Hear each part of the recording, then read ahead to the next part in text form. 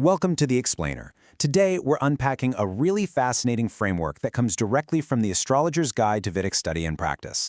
We are going on a highly structured journey today.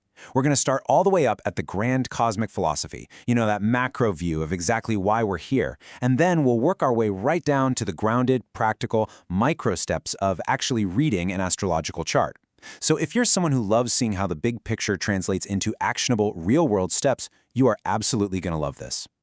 Okay, let's dive into this. The source text presents a really compelling scenario right off the bat. Imagine you have a client who comes in, and they want to move to another country and start a brand new business. Now, their astrological chart might actually show that success for this exact endeavor is fully supported. But here's the catch, and it's a big one. The astrological influences might not indicate success for that venture until 5 years down the line. If they just pack up and go on day one without knowing this timing, well, they might needlessly struggle for years, not realizing they aren't on the wrong path. They're just early. So here is our roadmap for the explainer today. We're moving from the big picture down to the practice. 1. The witness and guide. 2. 4 purposes of life. 3. Decoding planetary influences. 4. Steps to proper study. And finally, 5. The art of practice. Let's jump right into section 1, the witness and guide. This is all about the astrologer's role. A lot of times, people picture an astrologer as some mysterious mystic gazing into a crystal ball, right? But our source material firmly grounds this profession into something much more objective. The text outlines a very specific threefold role. First up, they are an objective witness. Their job isn't to judge you, it's just to bring to light the hidden aspects of your life. Second, they act as a guide, showing the way to success based on actual astrological influences. And third, they provide a map to help harmonize life's main purposes. By looking at this map, an astrologer gets a glimpse into areas of a person's life that are fully supported, things a client might honestly just be taking for granted, and reveals the weak areas that actually require some remedial strengthening. Let's look back at that business timeline from earlier. Year 0, you start that new overseas business. Years 1 through 4, you face needless struggle because you're essentially operating blindly. But year 5, boom, astrological success is finally indicated. A Vedic astrologer acts as your guide by mapping out this exact terrain. Knowing exactly when to perform actions is literally just as important as knowing what actions to perform. It's all about knowing when the tide is actually with you. Moving on to section 2, 4 purposes of life. This explores why we even incarnate. This brings us to the macro-spiritual philosophy of the text. Why do human beings incarnate in the first place? Well, according to the source, there are 4 distinct purposes for human life.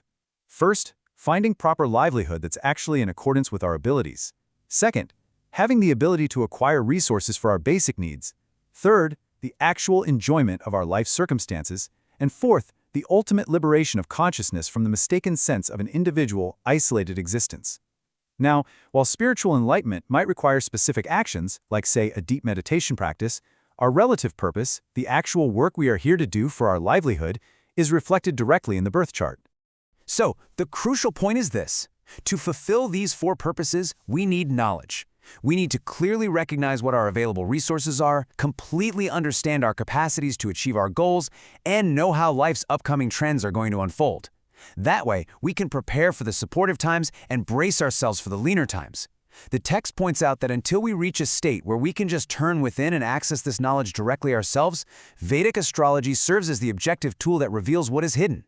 Let's shift gears to section 3. Decoding planetary influences, how we navigate these cosmic forces. If the 4 purposes are the map of our lives, the planets are the actual terrain, the cosmic forces we have to navigate every day. Let's take a strong Mars in a birth chart, which brings intense influences of fire and violence. The baser influence of Mars might manifest as a violent individual who literally likes to burn things down. But the higher influence of those exact same cosmic patterns, that could be reflected in a soldier defending the helpless, or even a forest firefighter. The ideal goal here is to harness the higher influences of the cosmic forces and consciously eliminate the baser effects. The foundational energy is exactly the same. It's how it's directed that makes all the difference. Let me ask you a quick question to make this terrain a bit more personal. Are you naturally drawn to your home, finding deep, happy comfort there? Or do you have a sense of insatiable wanderlust that just makes you dislike staying put? That psychological makeup isn't just random. The text explains that the 4th house in a chart represents the home, while the 7th house represents personal relationships. If you have Jupiter sitting in your 4th house, it reflects happy, contented feelings for your home. But if Rahu, which is a lunar node associated with erratic desires, is in that same 4th house, it influences you to actually dislike being home, causing that insatiable wanderlust in your psyche. Meanwhile, if you see Mars placed in your 7th house of relationships, it reflects a strong fire or intensiveness in how you relate to other people. Now, what's really interesting about this slide is how subtler details drastically change the entire picture. Let's say you do have Mars in your 7th house. Is Mars sitting in the exact same house as Venus? The text notes that this combination suggests romantic attraction in a relationship, where the intense fire of Mars actually becomes softened and influenced by the loving side of Venus. But what if Mars is with Saturn instead? That is a totally different story. The harsh side of Saturn could bring out a cruel and angry side to your relationships. So these subtle nuances matter immensely in this study. Next up, Section 4, Steps to Proper Study. Becoming the Actual Navigator. Now that we kind of understand the map and the terrain, how do we actually do the work to become the navigator? Well, the text demystifies this learning process with some highly grounded, practical steps. The first step is just traditional, focused studying. Reading, memorization, and repeated exposure. You need to make flashcards and use a journal to rewrite what you learned to firmly impress the information into your mind. Step 2 is to observe your own chart, or maybe the chart of someone you know very well, but keep your observations general at first. Look at your career, your home life, and repeatedly match your actual life experiences to what you see.